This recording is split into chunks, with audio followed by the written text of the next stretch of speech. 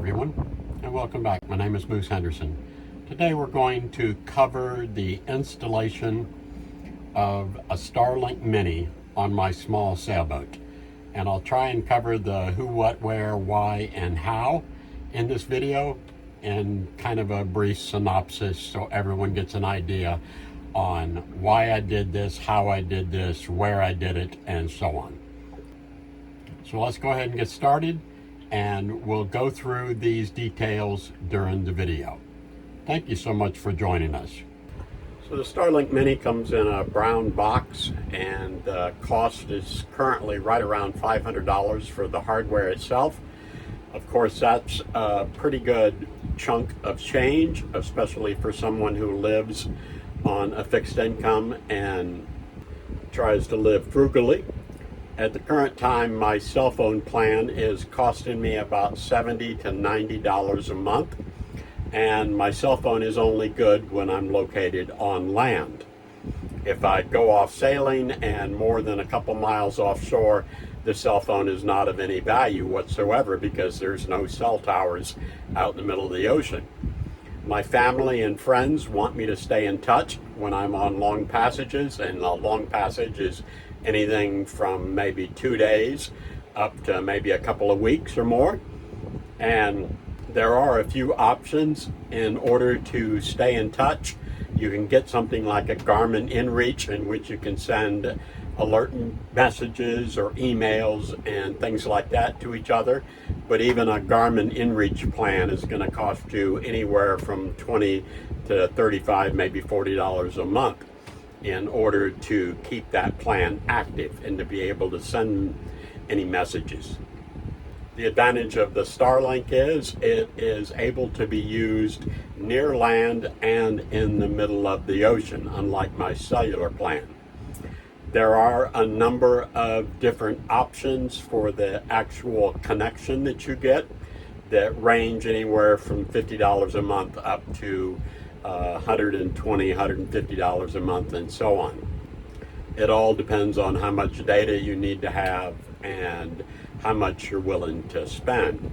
For my use, I basically want to not be paying for internet on my telephone and internet when I'm off at sea. I want one plan to cover everything, and Starlink is a plan that will be able to do that.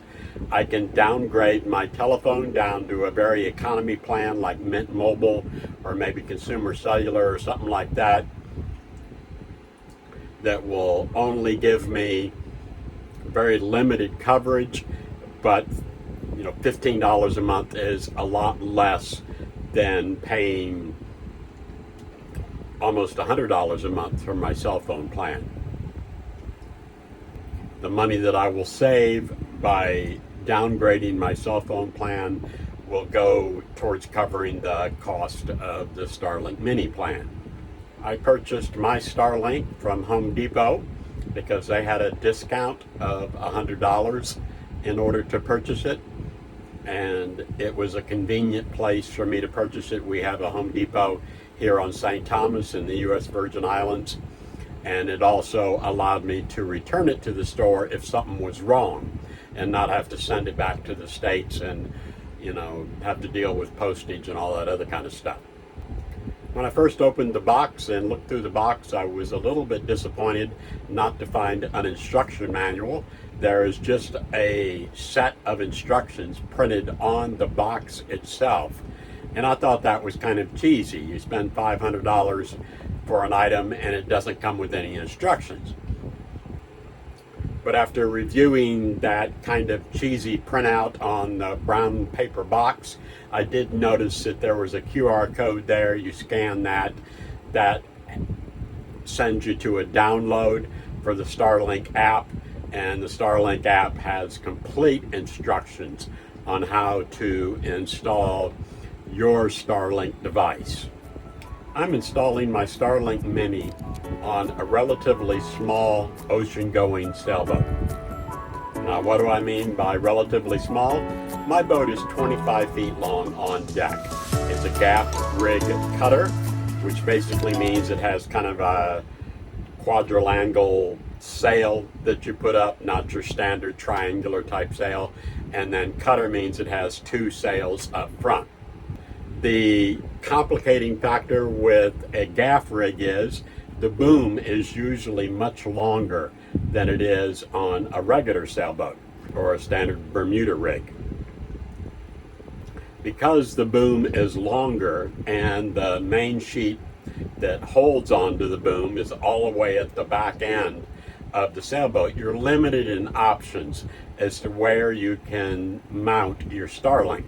Because of course you don't want the boom going across and ripping it right off the back of the rail or something like that. So my first task was to look carefully at the boat and determine where I could mount it. It needed to have a clear view of the sky, so mounting it on deck up underneath the boom would not have been a very good option because that's not always a clear view of the sky. I could have mounted it up on the forward hatch, and then it would have had, relatively speaking, a clear view of the sky. Part of it would have been blocked by the mast and whatnot like that, but that would have been an option. I also looked at the back railing that goes around the back of the boat, and that turned out for me to be the best place to mount it. I've already got a couple of instruments mounted back there, my GPS and my AIS automated identification system, which basically tells other ships that you're in the area, and you're also able to see other shipping and fishing boats that are in the area. Of course, they have to have their AIS turned on, and a lot of time fishing vessels will turn it off. That covers the where I mount it. It covers the why I purchased it.